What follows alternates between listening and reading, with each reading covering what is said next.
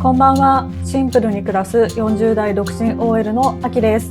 今日は衣替えをしながら冬服やバッグ、靴のお手入れをします。服を手放す基準や少ない服で暮らすようになって変わった価値観もお話しします。ぜひ最後までご覧ください。まずは冬服を全部出します。そして春にも使う服はクローゼットに戻します。残った冬服の中からクリーニングに出すもの、ホームクリーニングするもの、手放すものに仕分けします。こちらが手放す冬服です。毛玉、毛羽立ち、よれや汚れが気になるニット3着手放します。清潔感がなくなった服は手放すようにしています。もう一つはインナーに着ていたシャツ。前だけ短くなってお腹が寒いので手放すことにしました。洋服の所有数を減らしてからコーデに飽きたり、シーズン終わりにクタクタな服ばかりで着る服がなく困ることもありますが、罪悪感なく洋服を手放せるのは大きなメリットだなと感じています。続いて冬服のケアをしていきます。まずはコート類です。ダウンコートは自宅で洗う自信がないのでクリーニングに出します。ウールのコートはブラッシングして保管します。ブラシは英国王室御用達のケントのカシミヤウール用ブラシです。王室御用達と聞くとすごく高そうですが、なんと3000円ぐらいだったのが決め手で購入しました。ブラッシングは毛流れに沿って上から下へ。以前は同じ服を長く着るのは貧乏臭くてみっともないなと思っていましたが、今は自分のスタイルを決めて一つのものを長く大切に着る方が素敵だなと思うようになりました。今持っているコートはどれもお気に入りなので、長く愛用できるようホームケアにも力が入ります。カシミヤコートもブラッシングして最後に虫食いされないよう不織布のカバーをかけて保管します。ニット類はホームクリーニングします。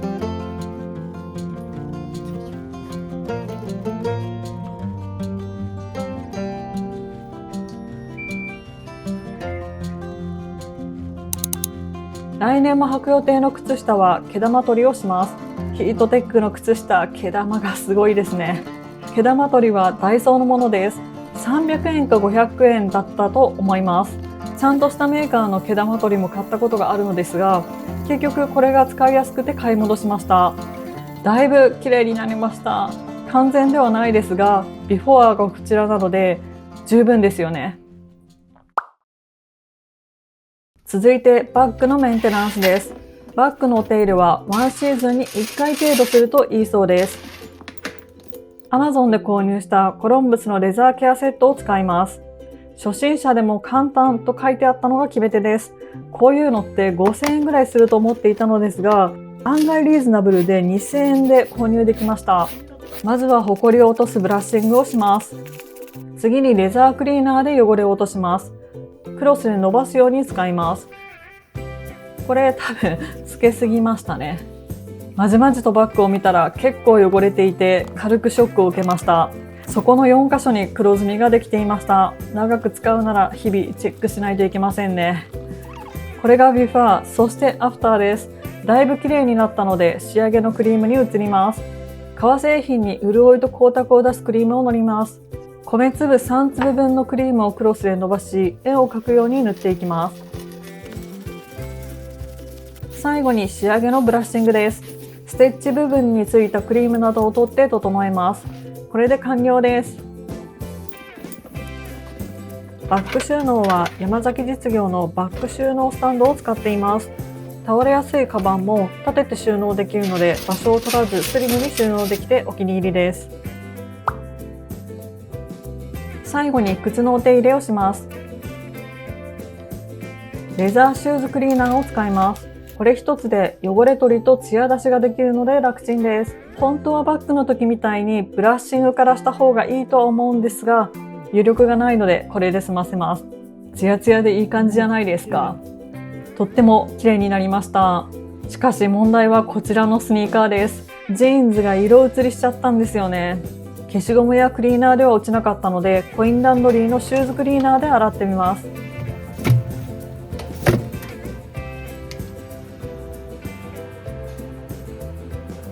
すごい綺麗になりました。綺麗になるもんなんですね。かかとあたりに少し汚れが残っていますが、よしとします。冬服のホームクリーニングが済んだので圧縮袋に入れて圧縮せず保管します。旅行用の圧縮袋ですが、収納にも活用して収納グッズを増やさないようにしています。そして同じ圧縮袋に収納していた春服を出します。